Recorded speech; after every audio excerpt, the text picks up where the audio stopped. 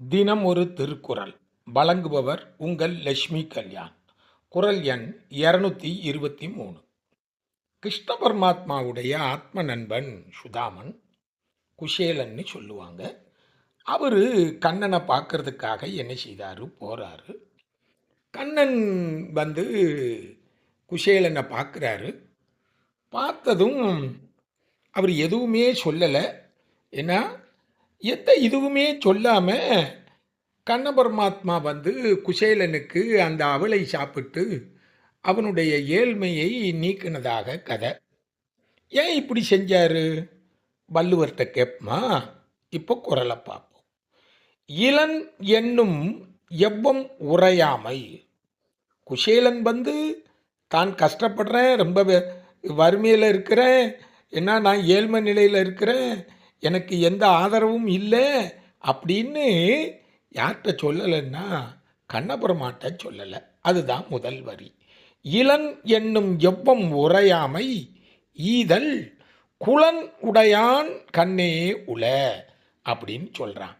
ஒருவன் வந்து நான் கஷ்டப்படுறேன், சங்கடப்படுறேன், வேதனையில் இருக்கேன், எனக்கு பல வகையிலையும் துன்பப்பட்டுக்கிட்டு இருக்கேன், நான் இவ்வளவு துன்பத்தை இருந்துக்கிட்டு இருக்கேன்னு ஒருத்தண்ட போய் சொல்லி அதன் மூலம் ஒருத்தன் வந்து கொடுத்தான்னு வச்சுக்கிடுங்களேன், அது நல்ல குடியில் பிறந்தவங்க அப்படி என்ன செய்ய மாட்டாங்க.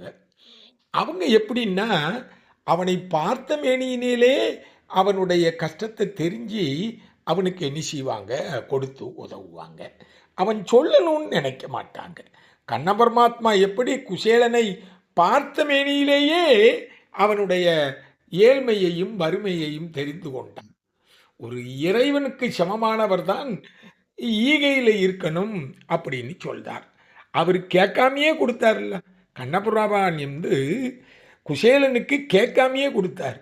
அவனுடைய கஷ்டத்துக்கு குசேலன் சொல்லாமையே என்ன செஞ்சார், கொடுத்தார். அப்படி அவன் கேட்காம கொடுக்கறது தான் நல்ல குடியில் பிறந்தவர்களுடைய பண்பு. அதை தான் குளன் உடையான் கண்ணே உல. இந்த ஈகை எப்படி வரும் என்றால், ஒருவன் தான் வறுமையிலே இருக்கிறேன் என்று, ஏழ்மை நிலையிலே இருக்கிறேன் என்று பிறரிடத்திலே சொல்லி அதன் மூலம் தான் பணம் பெற்றால் அது உண்மையான ஈகையாகாது. நல்ல குடியிலே பிறந்தவர்கள் ஒருவனுடைய ஏழ்மையை கேட்டு ஏழ்மையை தெரிந்து உதவி செய்ய மாட்டார்கள். அவன் சொல்வதற்கு முன்பாகவே அவனுக்கு உதவி செய்வார்கள். இதைதான் வள்ளுவர் அருமையாக ஈகையை பற்றி கூறுகிறார்.